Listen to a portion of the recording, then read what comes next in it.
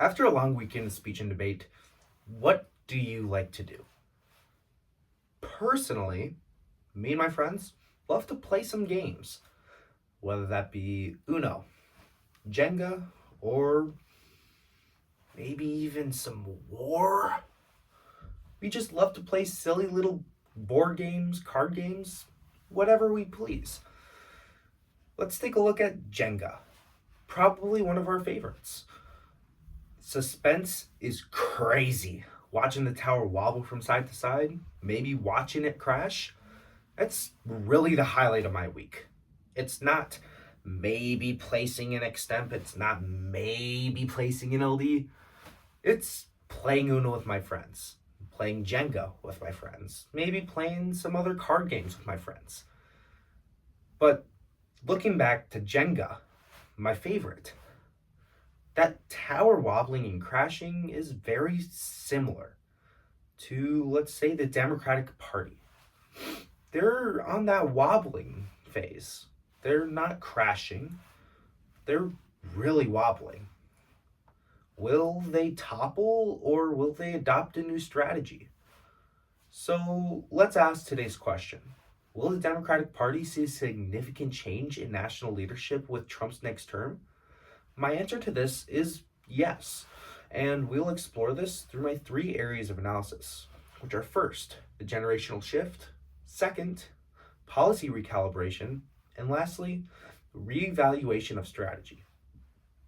So let's move on to my first area of analysis, which is first, the generational shift. So let's see, where are young voters deciding to lean? Young voters are the bedrock of America. They decide what goes on. They decide who to vote for. And honestly, they're the future of America as we know it. So, are they leaning left or are they leaning right?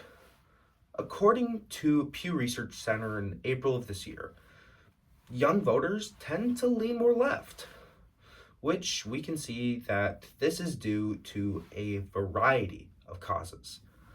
And according to Brainley, September 2023, these causes could be the lack of social issues, second, generational shifts, and lastly, ease of access to information.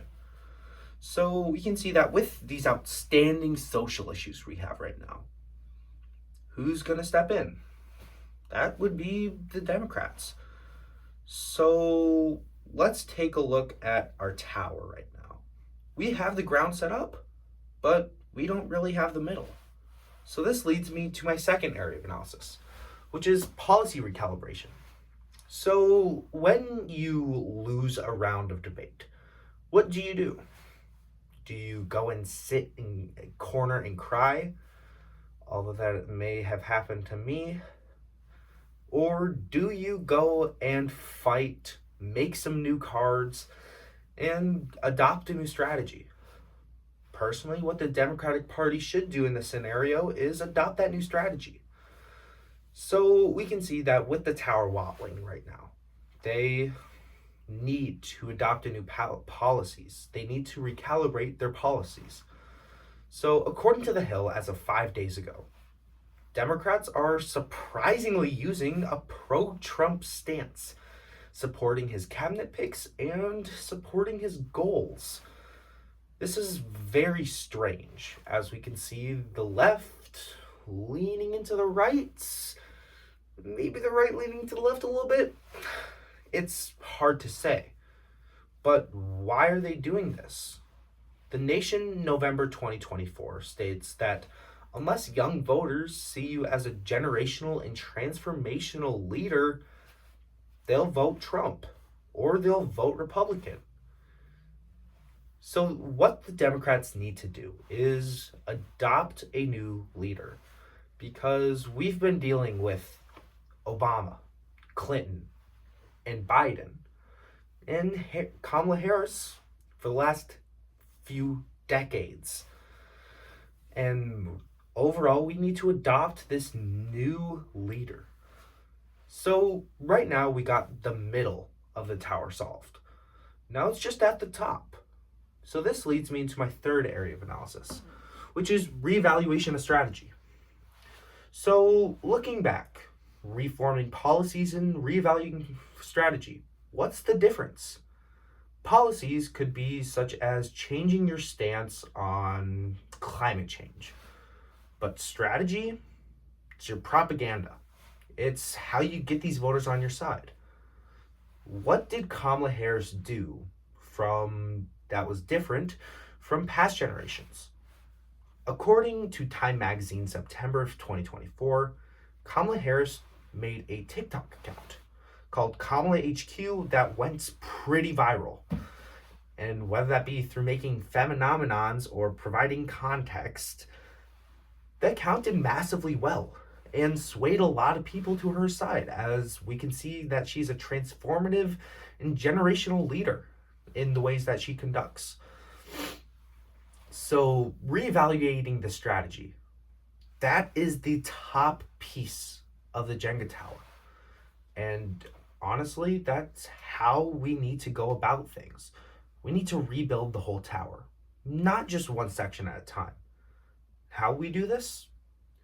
Through having a significant change in our global leadership.